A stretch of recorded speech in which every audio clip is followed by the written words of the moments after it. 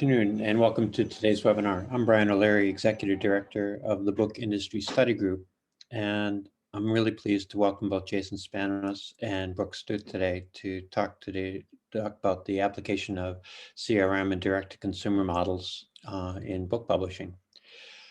In promoting this event, we talked about the impact of COVID-19, which has created a series of challenges for both consumers and companies alike. The things that we had in mind were retail lockdowns, a shift for both work and school from traditional institutions to home, and the uncertain commitment from some internet trading partners that have created unprecedented pressure on publishers' traditional distribution models. The pandemic has also been a remarkable, if often painful, learning experience for publishers of all kinds. And one of the important insights has been the recognition of the urgency to build significant and sustained, potentially direct relationships with readers, reducing the publisher's dependence on these traditional distribution channels. During this session we have today, we're going to be talking about several things. The first of which is the business imperative to develop potential for robust publisher-controlled B2C models. A second piece, the financial upside of building these models. The third piece is the enterprise value that accrues to organizations from building long-term direct relationships.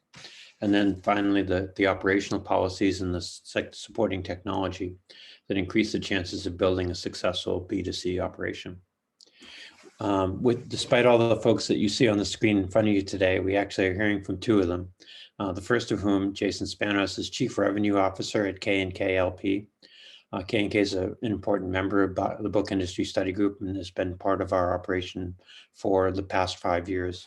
Jason himself has a wealth of experience in both consulting services and Microsoft-based products. He's responsible for new business development and sales for North America and has spent 21 years in mid-sized companies of different types, including business and is doing work that includes business development, requirements definition, and software acquisition. And he's been active in North America, Mexico, and Europe. He's also a professional project manager, PMP certified, so we're going to have to get you active in the supply chain again. Brooke Stute is Director of E-commerce at Abeka Publishing, and he's served in various consumer-facing capacities, including Customer Service Manager, Customer Service Director, and most recently, Director of E-commerce. Abeka itself is a Pensacola, Florida-based Christian publisher with a mission to support and equip students, teachers, and parents by providing what they would describe as amazing pre-K through grade 12 academic resources based upon biblical values. Jason and Brooks, welcome today. Feel free to unmute yourself when you're ready. And I'd like to start with Jason with a simple question. Why do you think it's important for publishers to develop this quote unquote new distribution channel of direct to consumer? Doesn't it in some ways already exist through vendors like Amazon and other online booksellers? Just a simple question, right, Brian? Yeah. Sure. Why is it important? So you mentioned that I come from supply chain, and to me, you can put a wrapping of supply chain around that. Last year with COVID, publishers were hit across various parts of their supply chain, and I did put a few slides together that I could share some of them now, the relevant ones. Let me do that. Basically, when I think of the supply chain, I'm looking at the different nodes in it. So let's move to that first slide here. The basic supply chain is, you've got your suppliers, paper, other things. You've got a manufacturer, you've got distributors, and then the ultimate goal is, of course, to reach the customer. If you look at each node here with these little arrows, each node has a risk point for the critical path of getting to that customer every time you transition from one to the next, to the next, to the next. So one of the ways that you can mitigate that, just like a stock portfolio, is to introduce variability into into the different nodes, right? So more than one supplier, more than one manufacturer, more than one distributor, and that really is the answer to your question, reaching out to that customer. Right. So why is it important to have direct to consumer? It's because if you think of your distribution part in particular, you want to have multiple paths to that same customer available to you. Just like you want to have multiple manufacturers, you want to have multiple every single step in the supply chain. So in a nutshell, that's why, to protect your risk in your supply chain. And Brooks, from the publisher's perspective, I mean, is that how you've been thinking about it at Abeka? That's how I would think of it. One thing to add is at Becca, we've been doing business for, 20, 30, 40 years. So we've been, building this channel with the consumer, probably a long time before Amazon was even started. And for us, Amazon is viewed as a way to get our brand and our product in front of people. We don't necessarily consider it to be like a main distribution point for us, but as a way to get in front of people who normally would not maybe come directly to Abeka, but they're on Amazon looking for education materials or products to help their student and their child. Then they come across Abeka, and hopefully that will lead them to come, directly to us at some point. Maybe to delve into a little bit of the detail on this, Jason, how does K&K define CRM? And is it an acronym that's still relevant in an environment where you're trying to develop long-term commercial relationships with individual consumers and affinity groups? Okay, yeah, I was trying to hide the look on my face when you said CRM, Yeah. because we don't really think of it as much as about CRM anymore. What we're looking to do is look at the entire customer life cycle, right?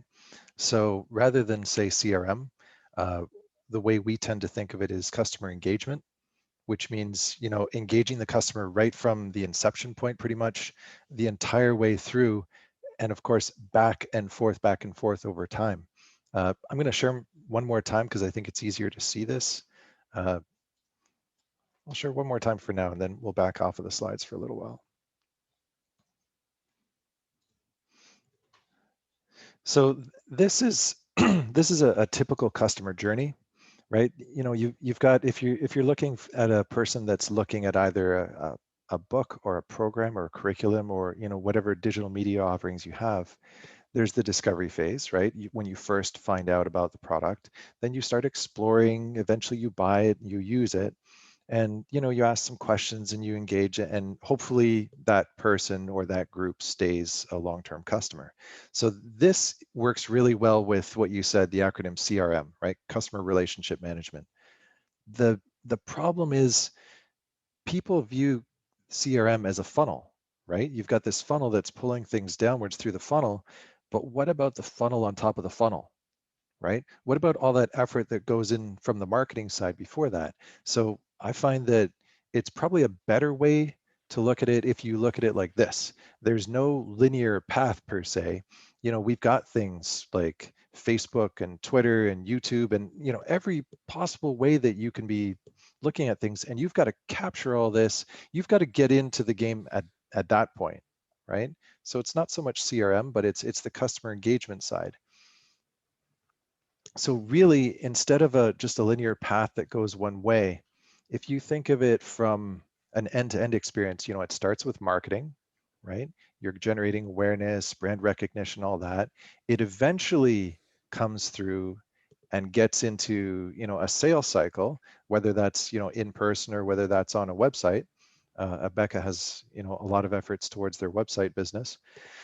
But then eventually it goes into support mode, right? And they're interacting with with whoever their contact is in different ways, cross sell, upsell. But you'll notice that on this diagram, the arrows don't just go in one direction.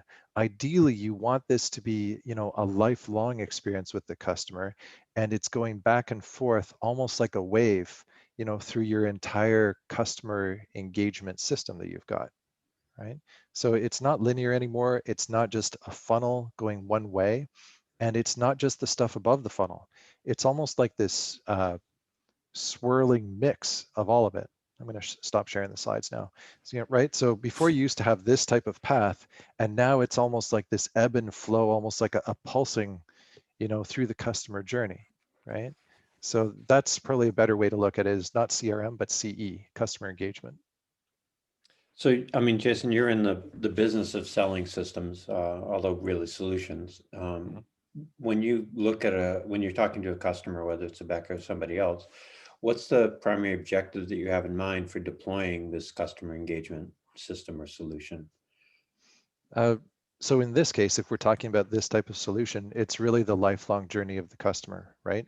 To capture the data points so that you can intelligently and effectively interact and emotionally interact with a customer or a potential customer, using the data points that you can collect and having a data platform.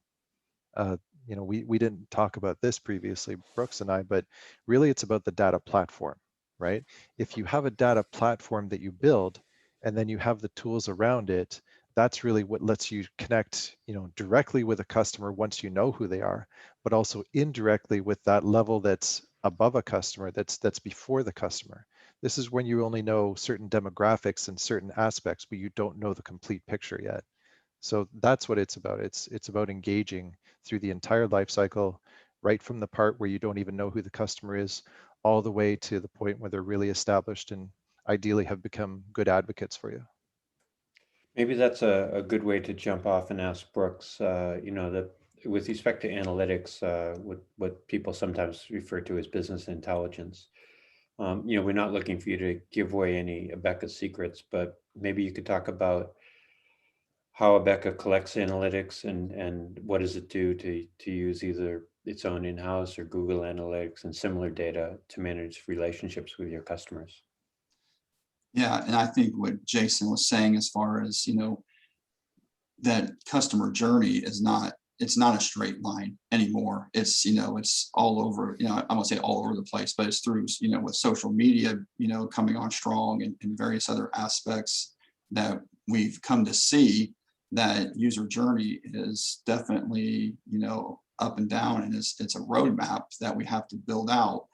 And we need to gather the data on the customer, but I think we need to do it.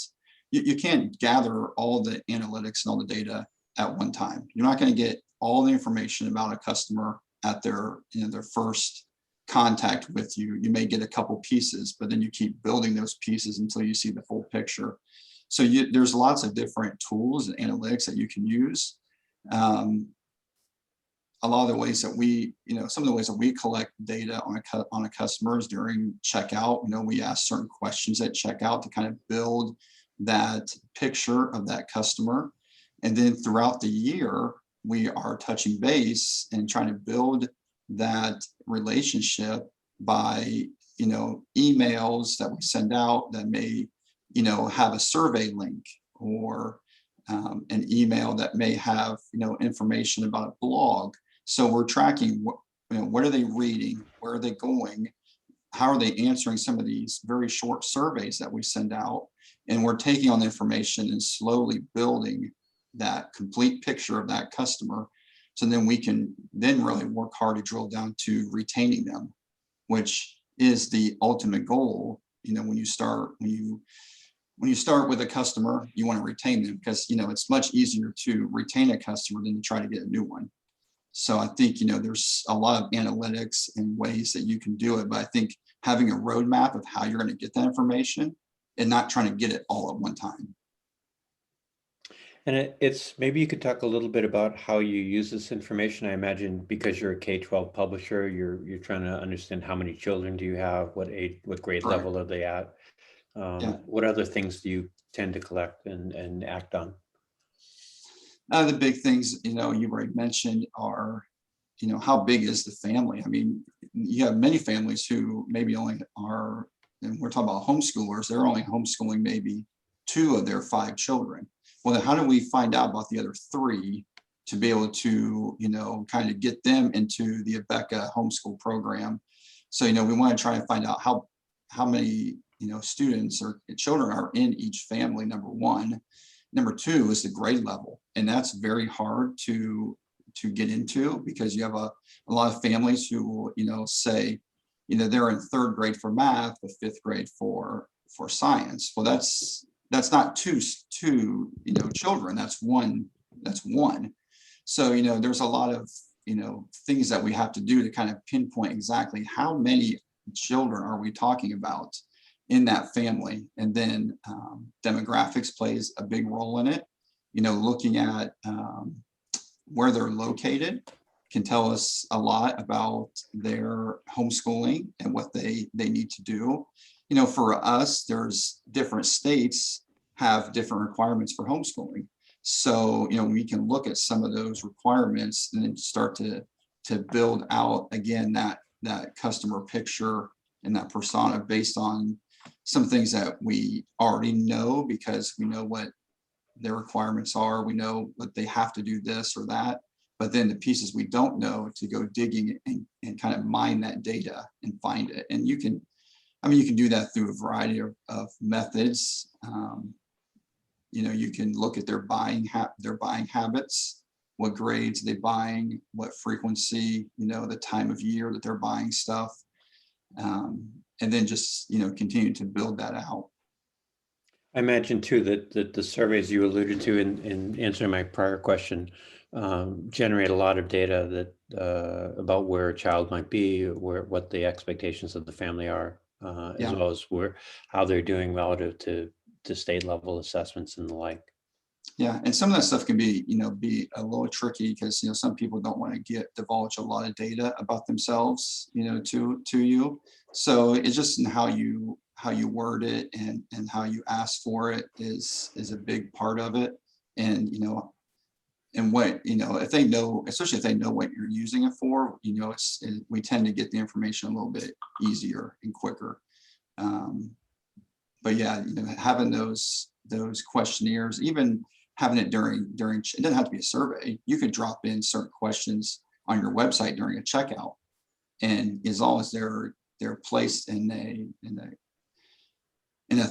thorough and thought out process, then no one will think twice about answering the question.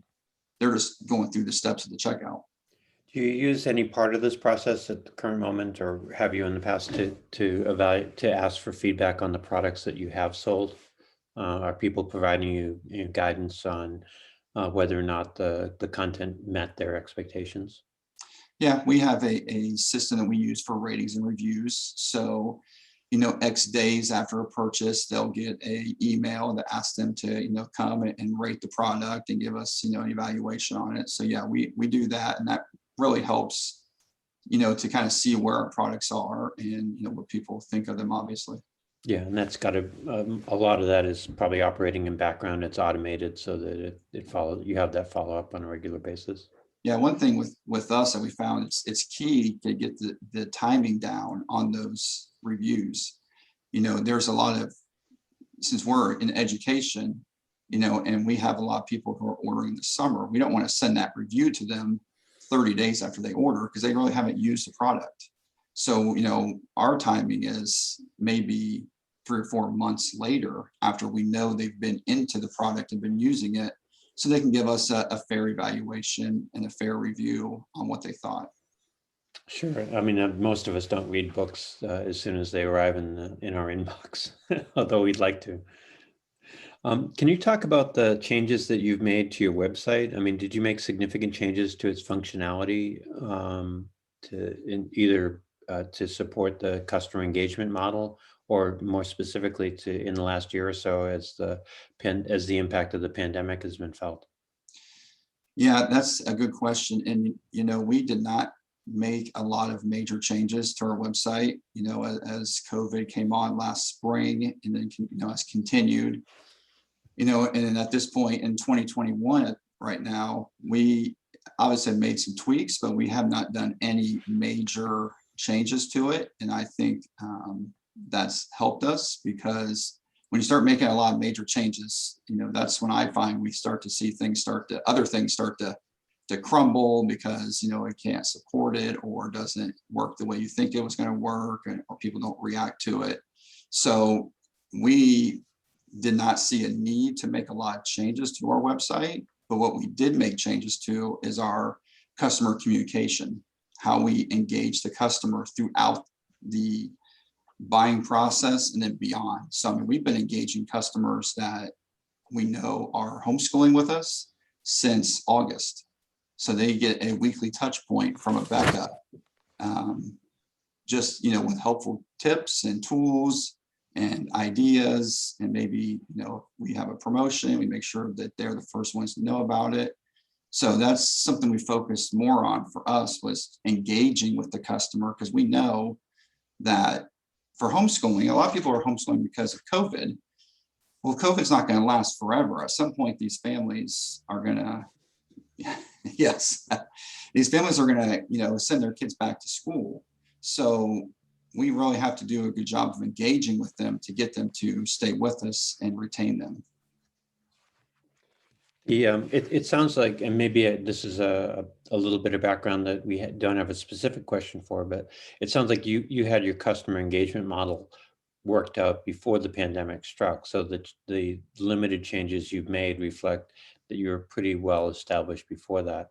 But what you have shifted is more communication that creates continuity and support for the audiences that maybe knew you before, or maybe didn't know you at all, but in any case need help in the course of a pandemic. Yeah, and we try to, obviously we know what people need at certain times of the year based on the school year, so we can get that information to them ahead of time, and so when they get it, they're like, oh yeah, I was going to have that question, so here's an email that answers all those questions, so I don't have to stumble around and try to find them. So I think, just having a roadmap of how you're going to engage your customers is critical. I wanted to ask you about the use of social media. Jason, in one of his early diagrams, said that the journey had become pretty complex, and I think you echoed that has been your experience as well. But what are you doing with social media to drive your business, and to what extent does that inform the information or analytics that you capture? Yeah, we use social to drive a lot of business, through ads that we, put out on Facebook, that, and Facebook lets you build all these, ads out to target certain people and certain demographics and ages and all that stuff. So we definitely take advantage of that. And also we will boost certain posts of ours, to kind of get that in front of more people. And then, Facebook provides quite a bit of data to help you build your personas. You just got to kind of get it out of Facebook to be able to use it. We also, with our ads, we'll use those ads to send customers to certain landing pages within our website. And then on those landing pages, we may be collecting data. So especially for prospective customers, the first thing that we're going to want to get is their email address. So through the ads on social media, we send them to a landing page that has more information, and then we can ask them for their email address. And we found that to be fairly effective for us to be able to kind of start getting that data to build that customer persona. So, we also, real quick, used support groups. So we, since COVID, we've built out several social groups to, that customers can be a part of to kind of get support. What's really neat is customers are the ones who are providing the support to other customers, which means, the customers are recommending us and helping other customers that are using Abeka, which I think is the ultimate goal, is for a customer to recommend you. So we've seen, some good success in using social media in that way. So in a sense, it's a platform in which people who are actively engaged in using your products or homeschool efforts to share information with other parents who are maybe encountering it for the first time or trying to figure out a good path for their children. Yes, absolutely. So we have a question that came from a member of the audience. Maybe I can just jump in with this because it seems pretty relevant to what you've just been talking about. It's from Sarah, who works for a company that creates publisher websites. She indicates that their experience is that the consumers are more likely to give information about themselves when they're given something in return, like a share, a percentage off a bundle, or some sort of promotion. And she's wondering if that's an experience that you at Abeka have had as well.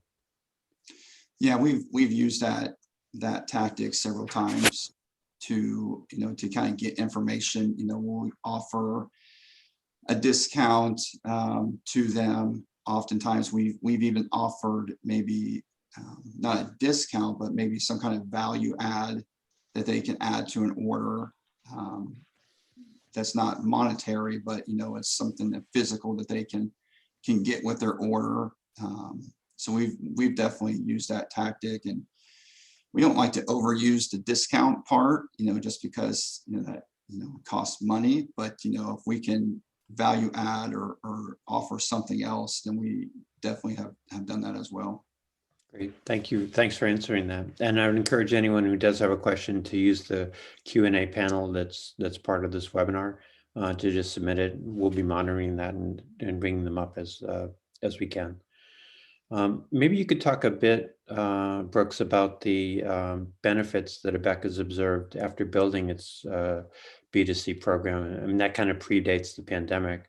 But what things did you expect to obtain, and did you? And then were there any benefits that were unexpected that you found over the last few years? Yeah, this is a model that we've been working on for a long time. And I think, one thing that we never expected was the reach that we would have throughout the world. ABECA is used by homeschooling families around the globe. So that was, an unexpected benefit, from our founder. That was never the intent, but that was something that was a benefit that came to us. And I think as we've been building this over many years, and especially over the past year, is just the loyalty that our customers have shown towards us, and how if something comes up, they're very quick to almost defend, ABECA. If there's, someone complains or has a comment that is negative, we don't really have to say a whole lot, because our other customers will jump in there and answer for us. So that's been a great, unexpected benefit, because if I don't have to defend anything, if the customer's doing it for me, that just makes us look that much better. So I think that, as well as just the engagement that we've gotten back. I mean, we reach out and have these weekly touch points, but just the feedback that we're getting from the customers back to us is, been overwhelmingly positive. So that's just, some things that we've experienced, especially in the short term in the past 12 months.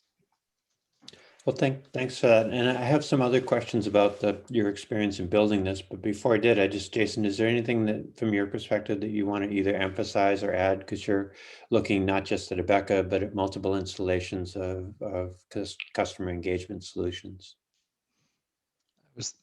I was thinking about a shift that I'm seeing with all these platforms out there. Brooks is right. You can use platforms to essentially create a self-sustaining mechanism that you inject energy into in little bits in order to steer it.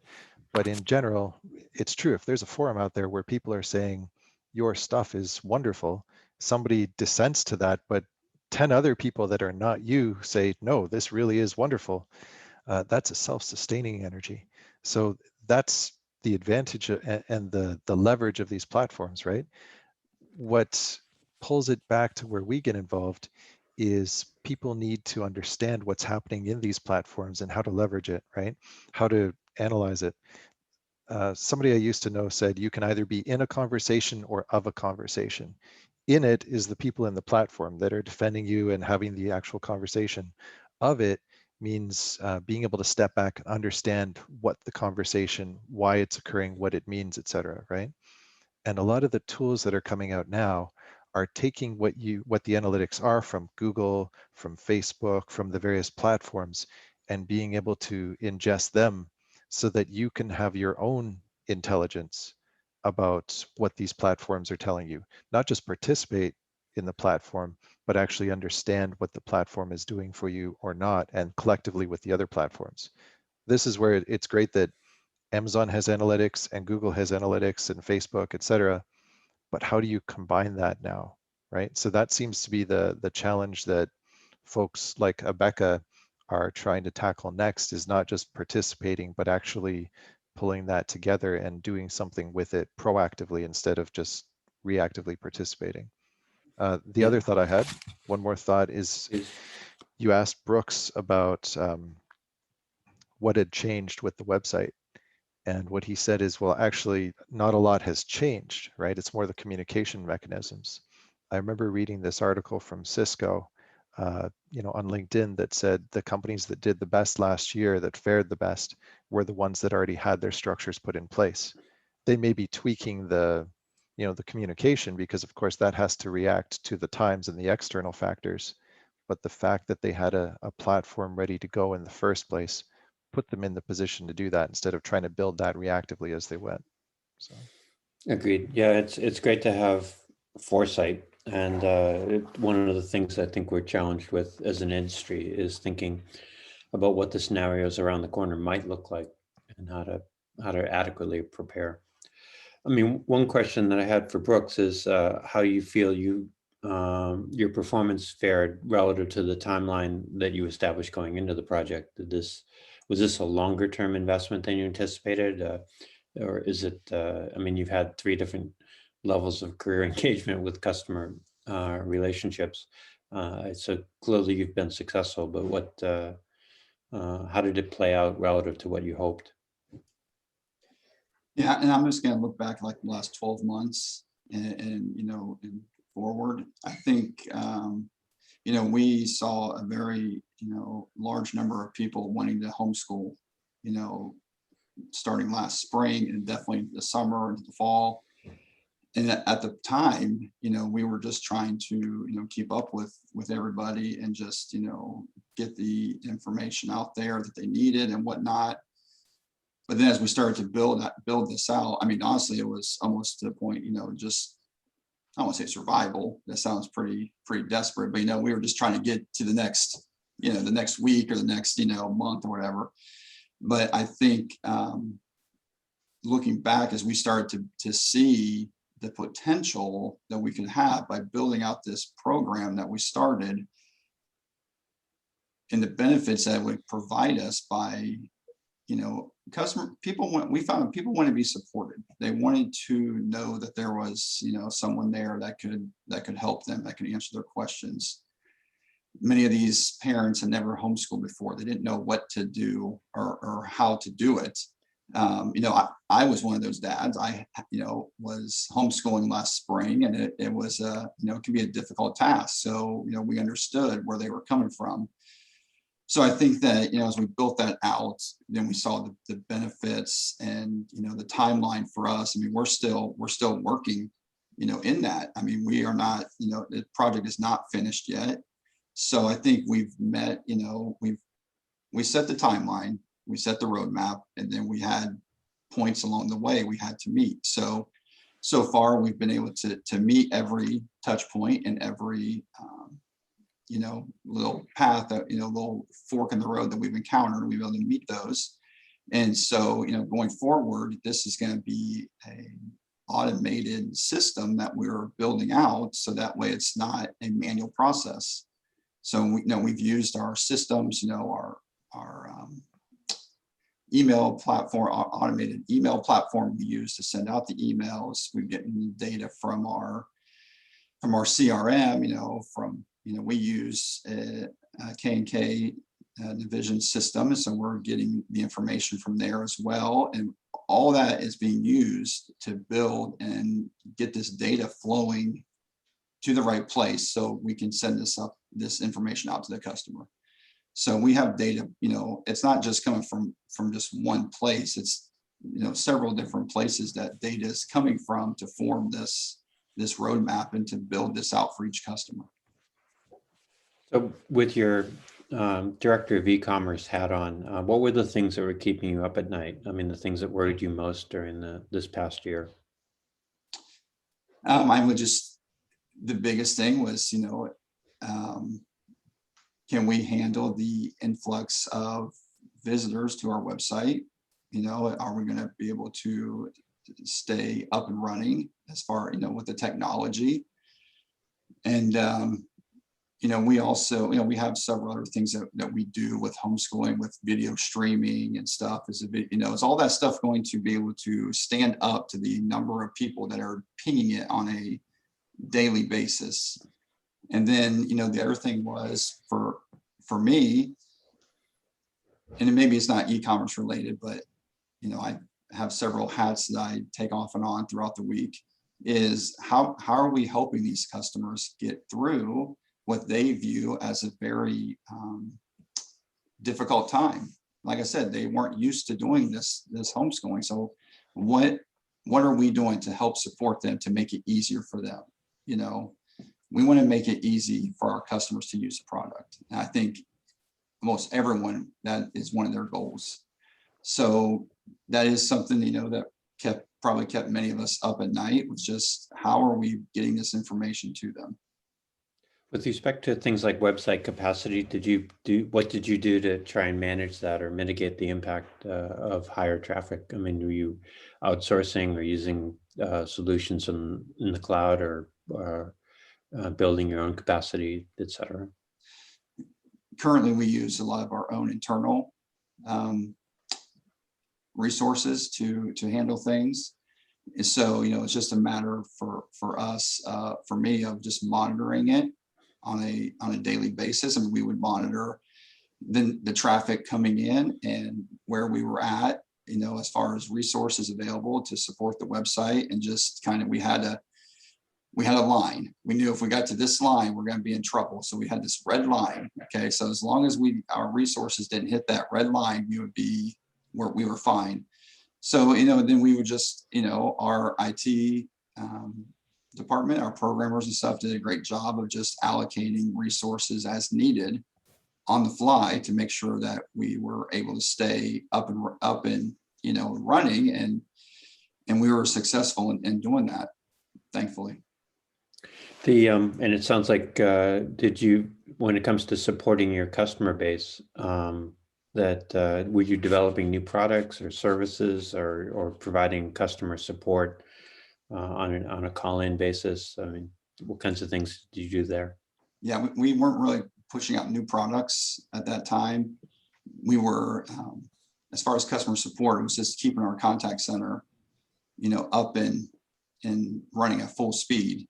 So, people calling in, email, online chat, even social media. People were using social media to send us direct messages. So just making sure that all those avenues of communication were covered, and people were getting answers to the questions they needed. And then, of course, for us, right in the middle of all that, we got hit by a hurricane. So that, that kind of threw a little monkey wrench into the whole thing. So, we had many of our employees that didn't have power for, several days. So just, a lot of things to work around and, try to figure out. But I think the key is, one thing that I learned is to, we got to be more proactive. So obviously I can't forecast a hurricane. I mean, some of the meteorologists have trouble forecasting hurricanes.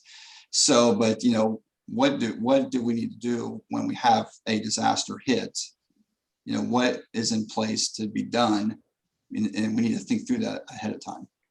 So there's some aspects of that probably beyond today's webinar, but business continuity planning and disaster recovery. Yeah, sorry about that. I'm getting down a rabbit trail. Jason didn't stop me. He didn't give me the red stop sign. No, I don't. It's a fine thing. We've actually done some sessions on both topics last summer. Kind of coming out of the first quarter of the pandemic, we recognized we needed to change our content to reflect what people were thinking about and dealing with. So we'll probably come back to it again this year. Can you talk a little bit about the extent to which this direct-to-consumer effort created problems for your existing channels? I think you were using Amazon to some extent that you described at the beginning, but even more generally, how did it fit with the overall business mix that you had before? Yeah, we found, we do sell products on Amazon. We have some, other distributors that sell our product, and they sell it online, you know, much like we do. And what we found, and we had to, you know, pull the data and look at all the numbers and you know, different customers that were buying from different, you know, distributors and Amazon or whatever, is that we were reaching different types of customers.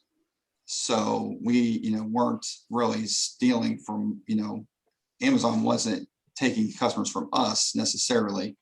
So we were, you know, thankfully able to figure out, you know, Amazon is reaching this type of customer, which really isn't people that are coming to our site.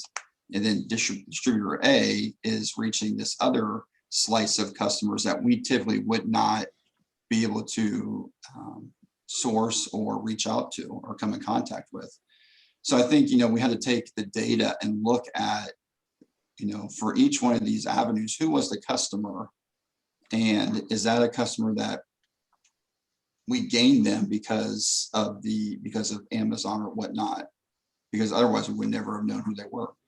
Is it fair to say that at least for Rebecca and its customer mix, that there's not much channel conflict because each channel serves a different potential audience? For Rebecca at this time, yes. Yeah, great. And Jason, I think you've given some thought to, because I mean, when we look at the supply chain as BISG is charged with doing, you know, if you're an existing retail store, whether it's online or bricks and mortar, you know, the prospect of the publishing community going direct to consumer creates some concerns. You know, how should publishers, from your point of view, be thinking about this? I agree with Brooks. If you take a quick example of COVID and various governments trying to roll the vaccines out, there are various communication mechanisms to get the brand awareness out there, to get the offering out there as well. And you can't expect that every individual or every group is going to respond the same way to where you place your product, right?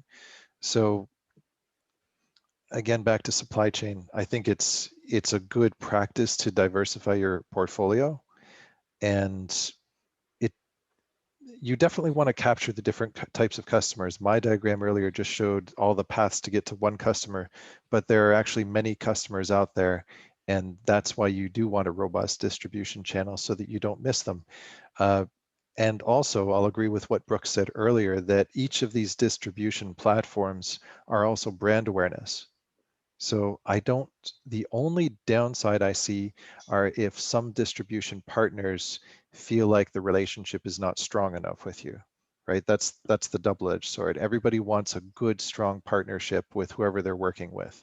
So you have to keep that in mind a little bit, but for the most part, I don't see a lot of publishers that we deal with lamenting that they have too many distribution channels. You know, it's definitely going the other way. Brooks, maybe you could come back to a question that you have about metrics. You know, how did you determine, or how do you determine whether the work you're doing on this project is successful, both in the short term and maybe over a longer time horizon? Yeah, there's some different things that we can look at and that we do look at, you know, with this, you know, program that we started last year, I would say. So in the short term at the time, when, you know, last fall, we were looking at almost a number of cancellations. You know, we were using, you know, metrics to say, do we have a lot of people canceling? Do we have a lot of people sending stuff back? So that was important for us to look at, just to see, you know, we don't want customers, you know, obviously jumping ship just after they started. And then long term, as we're getting into that long term now, is what is the retention of those customers? You know, are we gonna retain these customers going forward? And that is a big metric for us, is just keeping those customers that, you know, we worked so hard to capture. And imagine that retention number is hard because some folks their kids are gonna age out. They'll no longer be homeschooled, or if they're homeschooled, they get to a point where they graduate and go somewhere else. Yeah, so you know, we have the natural, you know, customer fall off just because they've graduated and moved on. But right now we're looking at how many people are going to be people who were homeschooling because of COVID, how many of them are going to be sending them back to school. Exactly. So obviously we want to keep them, but you know, it will just be interesting over the next few months to how all that plays out with COVID, you know, vaccines out, how comfortable people send their kids back to school. But we've also heard from many customers that say, I love this homeschooling thing, and you know, I'm going to stick with it. So those are the people that we really want to keep on board. Beyond immediate customer satisfaction and longer term retention, are there other ways that you're mining the analytics that you have to take actions to help inform whether it's your product mix or your long-term development strategies? We have several different things as far as tools and analytics that we use. Jason, I know you and I talked about this. Now I'm struggling to come up with what we talked about. Sure. Well, okay, so it comes back to that data platform, right? Being able to combine the data from different platforms that are external to your organization and bring them in. But then it comes, I'd like to, you know, open it up, but I can't, to the entire audience and say, how many people have heard of the acronym DRIP, right? Data rich, information poor. Don't do it, Brian. Don't turn on all the mics at once. So you want to look at the data you have, but then what do you do with that data, right? And that's part of the work that we're doing with Abeka, is looking at the tools that are there and using tools that are going beyond looking, for example, at a spreadsheet, and using the human eye or using a bit of, you know, calculation to figure out what is this data telling us. You know, modern technology is now giving tools that do that work for you, and they present, if you're talking about like a BI software, right, like Power BI and things like that, that's presenting the data. But what about the layer behind that that says, hey, here are the correlations that you should look at, you know, here's the regression analysis that you should do, and using tech to be able to do regression analysis across very disparate types of data that would take people a long time if you were doing it 10 years ago. I mean, the mechanics are the same, but it's the speed and the ability to correlate things quickly that are missing. So I think what I see Abeka doing is more and more adding tools like that that give a lift. They're almost like catalysts, right? They give a lift to the, you know, to the Abeka people and do the heavy lifting of the repetitive mechanics and present the end result and say, hey, here's what we've observed. Did you realize that there's a huge tie between people who do this and the products that are over here, right? So I think that's what I see Abeka moving into now. Yeah, and you got me back in my train of thought there. So I think what you said is with the Power BI. I mean, it's almost to a point where we have so much data that it's almost, you know, to a point where it's just, you don't know what to do with it. So we use the Power BI to kind of help pull out the pieces that we need to present to be able to make, you know, quality decisions about whatever, but also to look at that customer, you know, and pull out certain pieces that we need to know about the customer, like right now.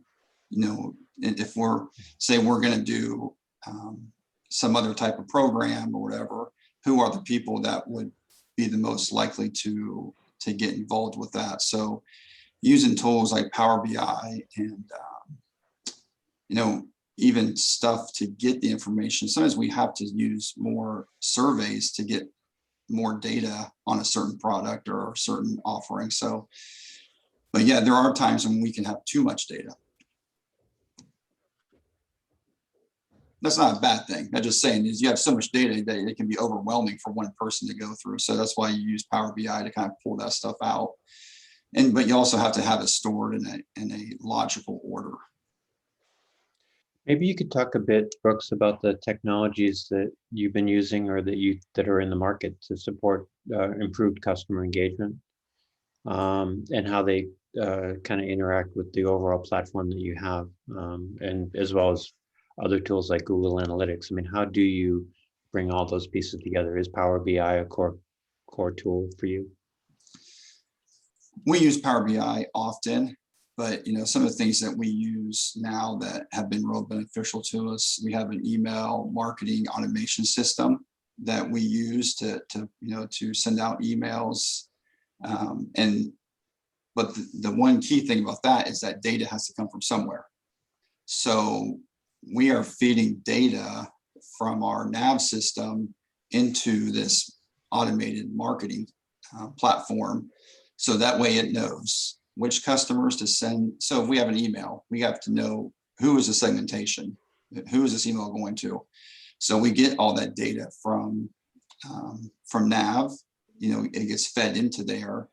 And then we can send out these emails to be able to get more information through surveys. We use stuff like SurveyMonkey. We talked a little bit ago about ratings and reviews. That's another tool that we use to engage the customer. And you'd be surprised at how much we can do with those ratings and reviews. It's not just to say, oh, we have a 5-star rating on this product, but taking the comments that customers put on their review and then using that to flip it to give them, to help them. I mean, we get reviews and someone who, isn't happy, they can't figure out how to use it or whatnot. So we funnel that to our customer service team, and then they use that to reach out to the customer and say, hey, we got this, we saw your review, we're sorry that that's happened. What can we, let's talk this through on how we can get you the help you need. So, that's critical for us to kind of take the engagement to another level, is just going through those reviews and looking at them and seeing what customers are saying about us. And it does sound like the commitment you've made is one database, multiple tools acting on that database. I'm going to change that, tweak that slightly. One platform, perhaps multiple databases, but one platform that pulls it all together. That's the next lift to it all. Great. And maybe that this is a good question for you, Jason, about, does implementing a customer engagement system mean that a given publisher has to replace its technology infrastructure, or is it something that can be combined with existing infrastructure? Definitely either or. These days, what the goal of the big players like Microsoft or SAP or all the large technology players, they're looking at building platforms where you can plug in, of course, their own products, but also other products into something that can make sense of it all together. So because they know that it will take, let's be frank, it'll take a lot longer if somebody wants to replace all their systems, and waits to replace them all at the same time. If you can create an opening in the underlying platform so that other systems can come into what you've already got existing, that's a lot easier on everybody's side. And in the in your model of one platform, potentially multiple databases, what would a platform be? I mean, what's an example of a platform in your thinking? Sure. Well, and of course I'm biased, so my thinking is going to go right to Microsoft initially. Yeah. Microsoft, you can have underlying Azure structures, right? Cloud structures that already have a lot of hooks built in to talk to both their own Microsoft products as well as other products that you might have. So that's an example. Sometimes when I talk to people and they say, "Oh, can this plug into it?" and I say, "Well, can this application you have talk to Microsoft applications?" They say, "Yeah, of course." Okay, great. Then yes, that side application can fit within the platform. Yeah, as long as but you always go out and verify that, I imagine. Yeah, absolutely. We have some workshops we do to make sure this all fits the way they think it does. We just have a few minutes left, so I wanted to ask one question and then maybe a final word from the two of you. My second to last question is, what does it take when it comes to people resources to build a DTC program? I mean, it's both in terms of size of staff and the allocation of resources. Do you want me to go first, Brooks, or do you want to go first? I think, go ahead. yeah, I think Jason wanted that question. So Yeah, I'm going to speak from back in the days when I used to do the projects. One of the mistakes that people do is they say, all right, let's get our top people who are really good at a certain thing, and we're going to give them the project, right? And they're going to be the experts. But then, of course, they've got their full-time jobs to do as well. So the mistake they make is they say, let's get some temp people to come in and they'll work on the project, right? The problem is then the knowledge transfer doesn't happen. Everything goes with the temp people, and you've got challenges when you're done. A better approach is to bring in the temp people to backfill the regular people job duties that have to occur, and that frees up your full-time long-term employees to work on something and to become part of that process and to become part of the result, as opposed to just seeing what the result was afterwards. I would say that's the biggest thing, is don't just assume that, that's why you have consultants and that's why you have temp people and everything that can come in and again be that catalyst to lift the organization temporarily, at least, to where it needs to be. Yeah, as a former consultant, I would have to agree that it's consultants are not the folks you want to implement. Right. And Brooks, from your perspective, I mean, is this an entire department? Is it kind of across the board? Yeah, for us, it's been across the board. I mean, we've had folks involved in this one project we've been working on, from e-commerce to marketing to IT. So it's, several departments that have been involved. But I think what Jason said is key. You don't want to overwhelm your staff to the point where they're just miserable. For us, we've been able to, have partners like, K&K have come in and helped us. We've been partners with them, Jason, 10, 12 years, something like that.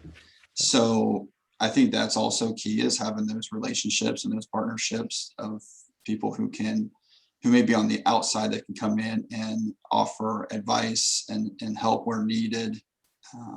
But I think that the most important thing is not to overwhelm the current staff. Don't make them miserable. Or at least try. Maybe we just have a minute left. A final word of advice. We'll start with you, Brooks. I mean, what's the thing you'd love people to walk away with after today's talk? I think in looking at building out this, direct to consumer relationship, is just to sit down and just know where you want to go with it, what you want to do, what is your roadmap. You can't just jump into it and just hope everything just kind of falls where it needs to be. So, it's just, I would say, sit down and kind of start building out on paper and, take it from, I have a lot of stuff up here, but I need to get it down on paper. So that way others can see the vision and start to be a part of the solution. So at the end of the day, just have fun with it and just, enjoy the journey that you've laid out for yourself. And there'll be bumps along the way, but in the end, it will definitely be worth it. Okay, thank you. And Jason, from your perspective, from as a partner. Sure. I would say with these types of projects and these types of efforts, iterate. These are not big bang things necessarily. Brooks is right. You have to think of the long-term goals. What's your vision? What's your mission? What are your guiding tenets? What are you trying to achieve?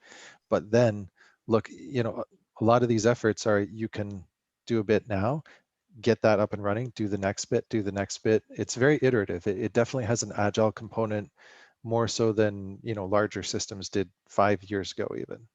So yeah, approach it in a small way. As my colleague and current consultant, Ken Brooks, used to say, big bangs make big holes. So thank you today, Brooks and Jason, for bringing this perspective to us and talking about what CRM and direct-to-consumer publishing might look like. I hope that people have gotten a lot out of it. I certainly have. And we appreciate that, and we look forward to hearing from you in the future, I'm sure, with even more updates on how this can work and how it can work well for publishing. Thank you. It was a pleasure to be here. Thanks. Take care. All my best.